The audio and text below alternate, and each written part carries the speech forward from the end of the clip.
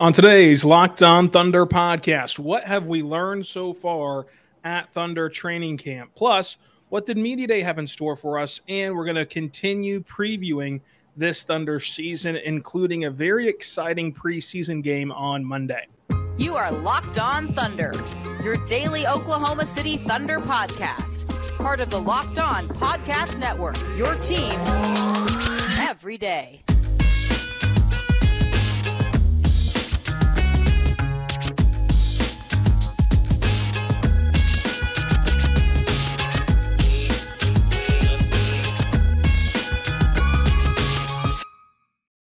Let's get it going on the Locked On Thunder podcast, on the Locked On Podcast Network, your team every day. I am your host, media member, and editor-in-chief over at thunderousintentions.com, Rylan Stiles. Follow me on Twitter at Rylan_Stiles. On today's show, we're diving into what we've learned so far at training camp and media day and previewing this Thunder season as a whole with Clemente Almanza of ThunderWire. Clemente, how are you doing today?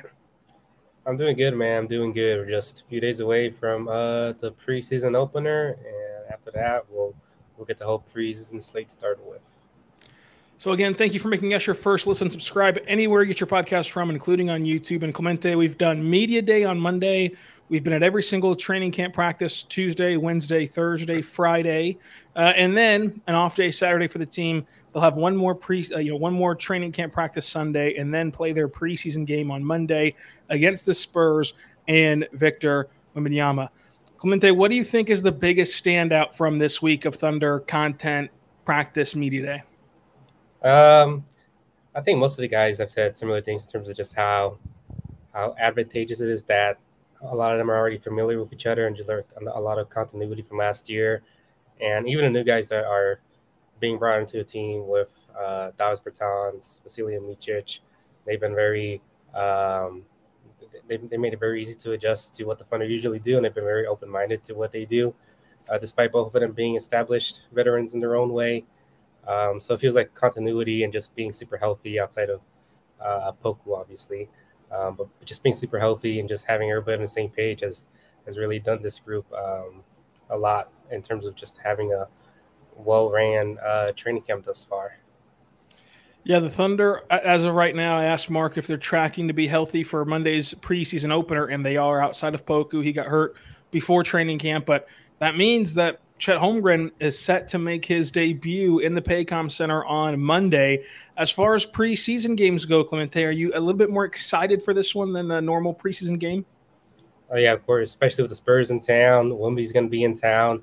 Who knows how much either him or Chet play, but, you know, both of those guys often get linked together because they were both top 2 picks in the last 2 drafts, both 7-footers, defensive anchors who can handle the ball like a guard. So it's going to be exciting to see both of them in the same building, even if they only play like 10 or so minutes during Monday's game. But yeah, just super exciting to be able to see Wemby in person for sure. Yeah, it's going to be fun. There's going to be a ton of media there. There's going to be a ton of fans there. And it is worth your time on a Monday night to go out to the Paycom Center because you're going to get to see Victor for 10, 15 minutes, Chet 10, 15 minutes. And then you also get to see the rest of the Thunder roster, including Micic, including, Keontae Johnson will have a long runway as a kind of a two-way guy that has to fill in for those minutes where you're not going to play your normal rotation guys. So Monday will still be a very fun game. We'll have it covered for you here on Locked On Thunder. And Clemente, so we've done Media Day, we've done training camp, and the continuity was a big talking point for this Thunder team. You've also heard this Thunder team talk about specific players this week. For me, I've been very excited about what they've had to say about Cason Wallace. Is there a player that has stood out to you in terms of how other players are talking about him? It's probably like the obvious one, but, I mean, everybody that's been asked about Chet have been giving glowing reviews. From what they said, like from what Giddey and Shai have said, they've been working on that pick and roll game, still working out the chemistry in terms of him being a lob threat.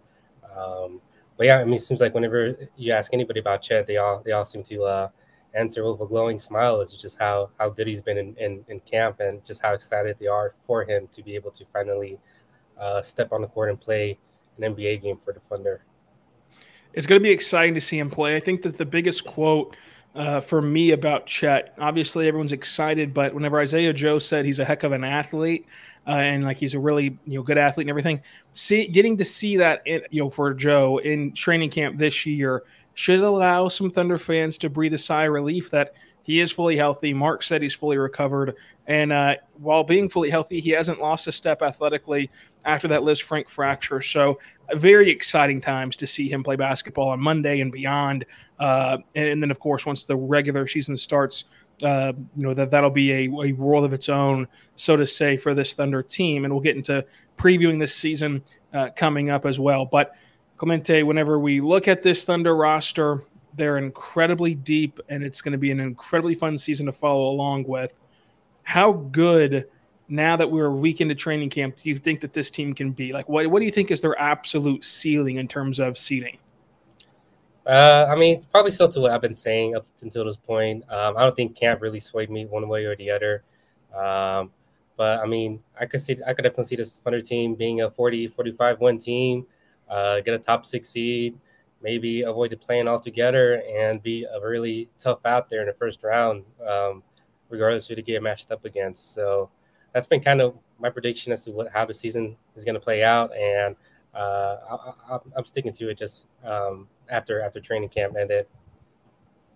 So it's going to be a fun season. We're going to get into more of the season preview stuff, but we know the starting lineup. We think it's going to be Shai and Josh and Lou and J-Dub and Chet.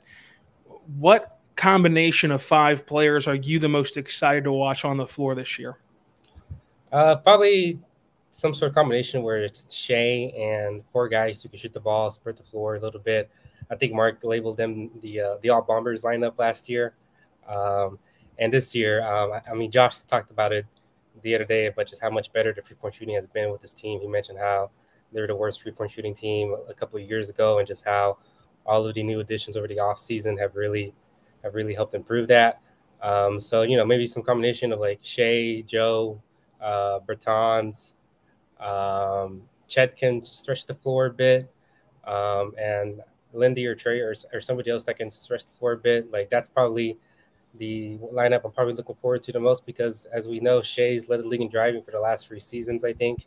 And if you surround him with shooters, that's just going to stretch the defense out even more, and that's going to create much more favorable matchups whenever Shai decides to drive to the basket. So I'm super excited to see how that goes, especially with someone like Bertans, who has like deep range, as we saw over his career so far. So it's probably like the one specific non-starting lineup, 5-man lineup I'm looking forward to.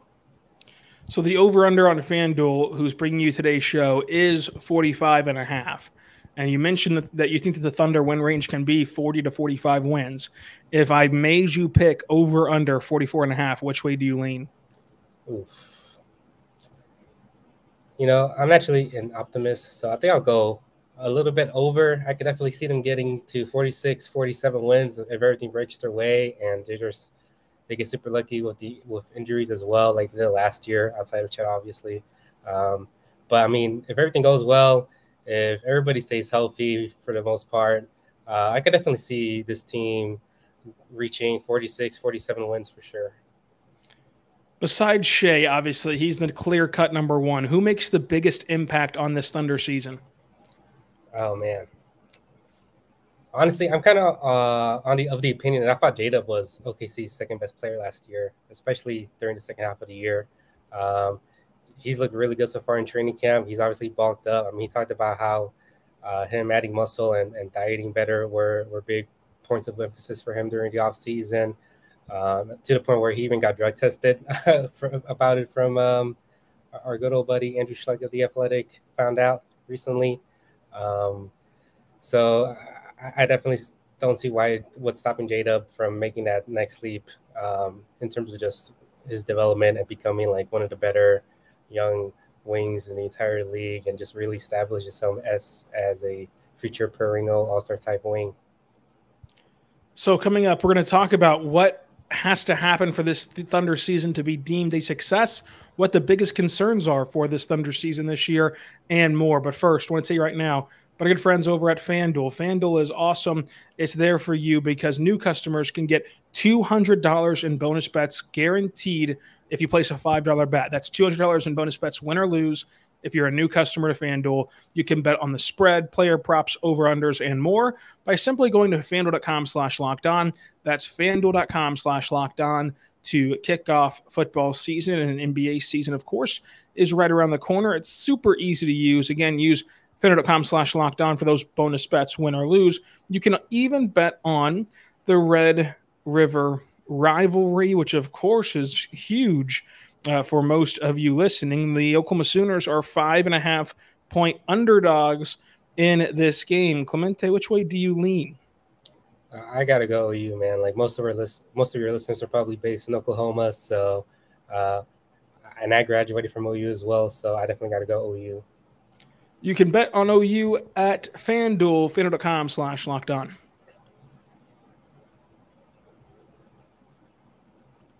We're back on the Locked On Thunder podcast, on the Locked On Podcast Network, your team every day. Thank you so much for making us your first listen every single morning, every single day. We're here for you, talking Thunder basketball.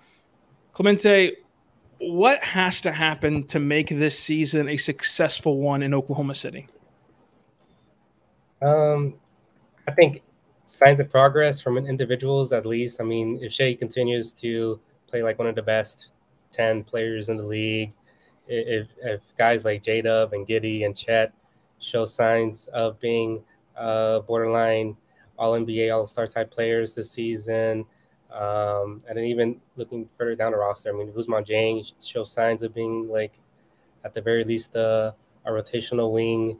If Poku can stay healthy, if Cason Wallace can have an impact as a rookie for OKC, then if all those things happen, regardless of what the OKC's record is or what they do in the playoffs or play-in, then you just got to think that that'd be a successful campaign, because ultimately this is what you could expect from like one of the youngest teams in the league that still has like a ton of young players.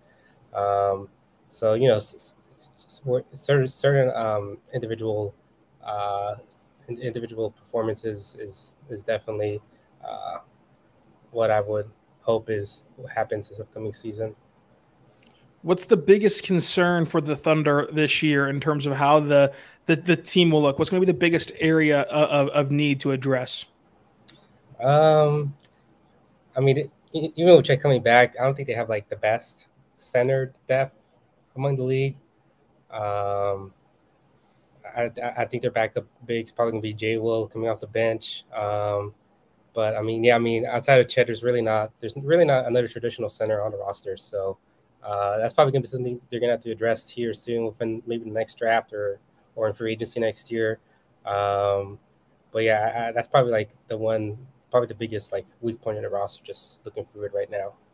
It's going to be interesting to see how they kind of get through once Poku's back, how they utilize Poku and J-Will and Chet and kind of work together to find the right front court depth for this Thunder team.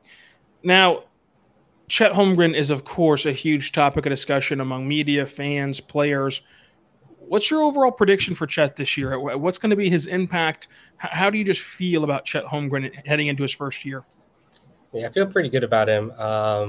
Obviously, he kind of makes up for like a lot of the weak points that the team had last year, where they had no true traditional center or traditional rim protector, and obviously Chet is both of those things. So if he can stay relatively healthy this upcoming year, I think he's going to be a key piece for the Thunder. I could definitely see him quickly climbing the totem pole in terms of just scoring distribution on OKC, where he could be like the third, fourth scoring option on the team.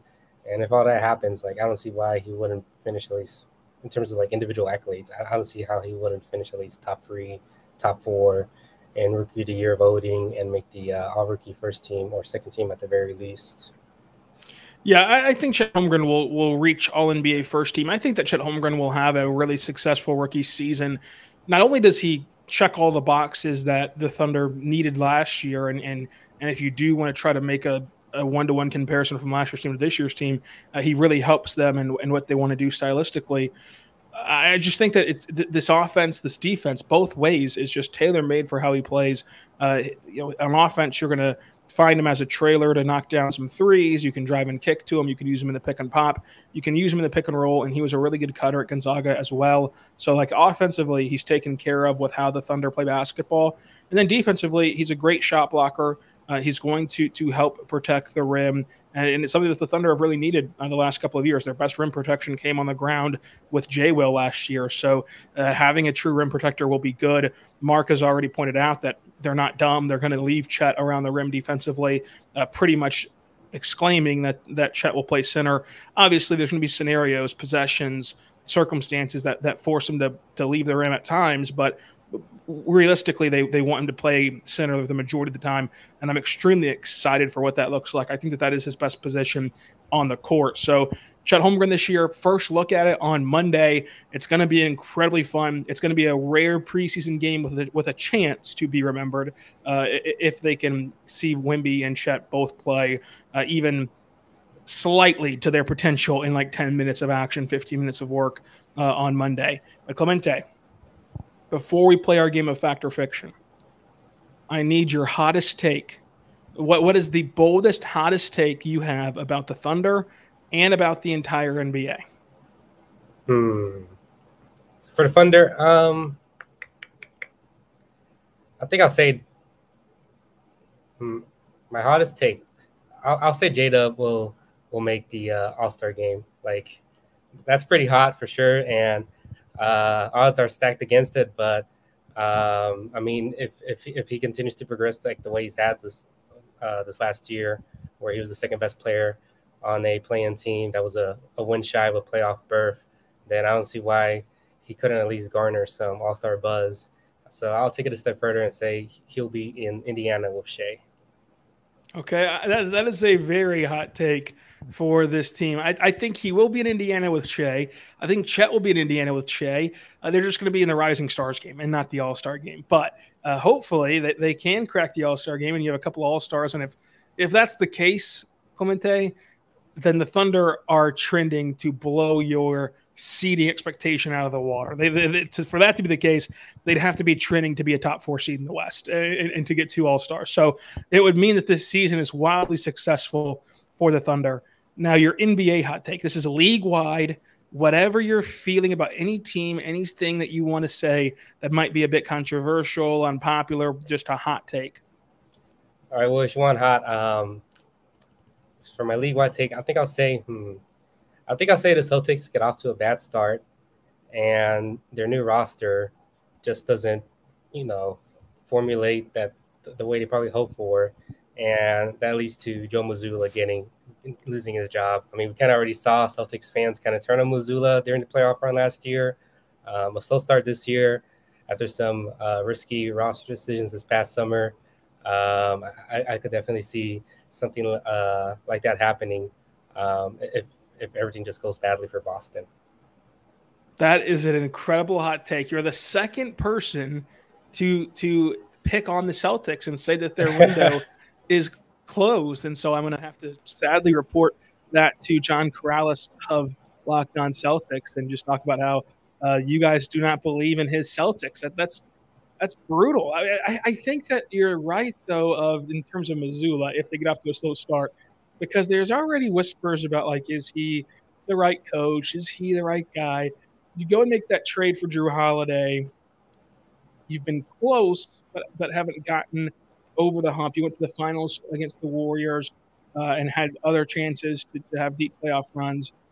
Yeah, I mean, the thing is, I wonder who they would pivot to if they did fire Mazzulla. That'd be really interesting to see how that season unfolds.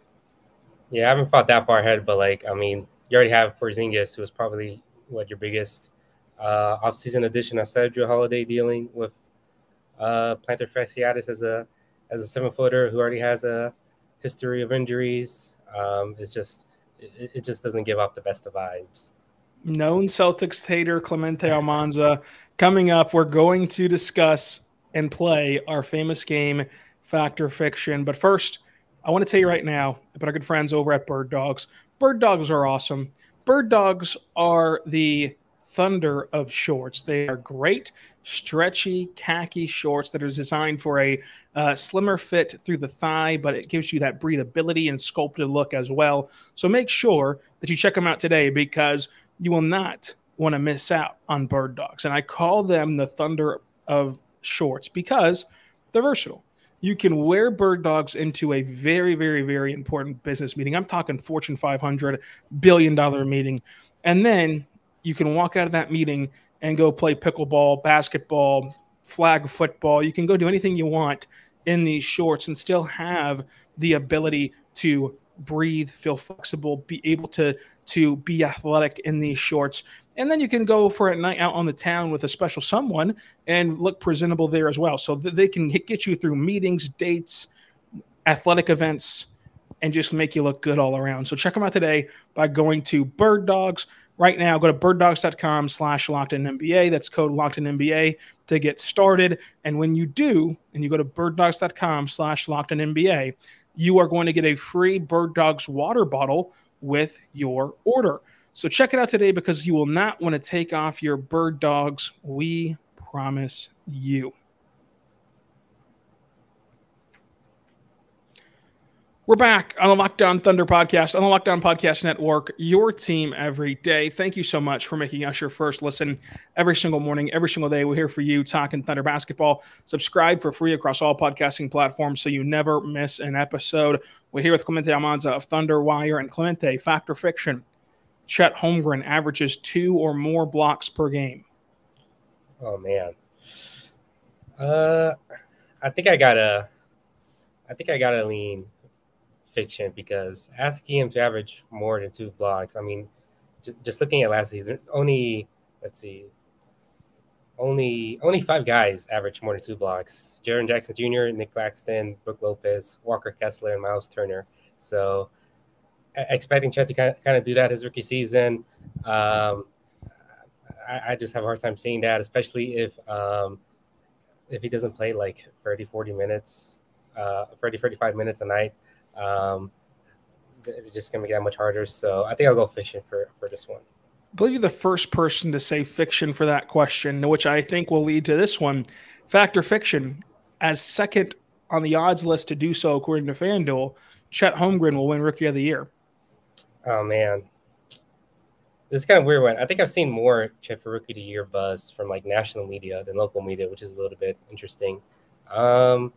I think I got to go fiction here, because, I mean, bearing like Wemby having like one of the worst seasons ever, or he suffers like a season-ending injury in October, I think this Wemby's the word to lose. I mean, the entire NBA is kind of behind him with all these national TV games the Spurs have, and if Wemby has, an average season of what he's kind of expected to be, then I think he'll easily win Rookie of the Year for sure. I mean, it doesn't speak anything bad about Chet. It's just that Chet's entering a rookie class that's like really loaded and like has a ton of like top guys.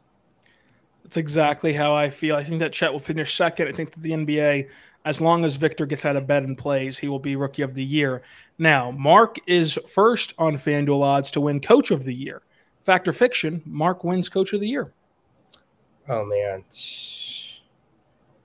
I think I'll go fiction, but I could definitely see him finishing similar to what he did last year, where he finished second of the year for Coach of the Year. If OKC, ends up where I think they'll be, where most people think they'll be, as a top 6, top 8 seed in the West, and Shai continues to play like one of the best players, and everybody else continues to take positive steps towards their personal development on the court, I think he'll definitely be one of those guys that's in these Coach of the Year conversations every year. But I just don't think it'll be this year. It'll probably be just one of the coaches of like one of the top teams in either the West or the East. Fact or fiction, Shai is a first-team All-NBA player again this year. I think I'll go fact with this one. I mean, at this point, I'm kind of gonna stop not believing Shai until he actually proves me otherwise. I mean, he just continues to get better every season, and if that continues to be the case this year, then to be a 30-plus point per game scorer on high efficiency on one of the better teams in the league, that's just the resume of most All-NBA first team guys, and I think Shai will definitely get that again this year. Fact or fiction, Cason Wallace is a fixture of the Thunder rotation this year.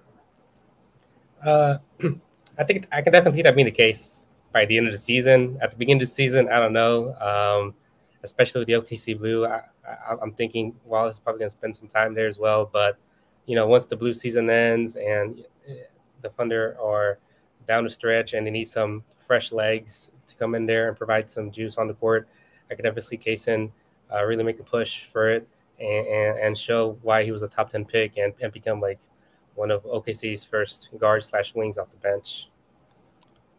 Okay, that was the fact or fiction game. Now, do you believe in any breakout candidates this year for the Thunder? Do you have someone in mind? Do you think we'll have a breakout season?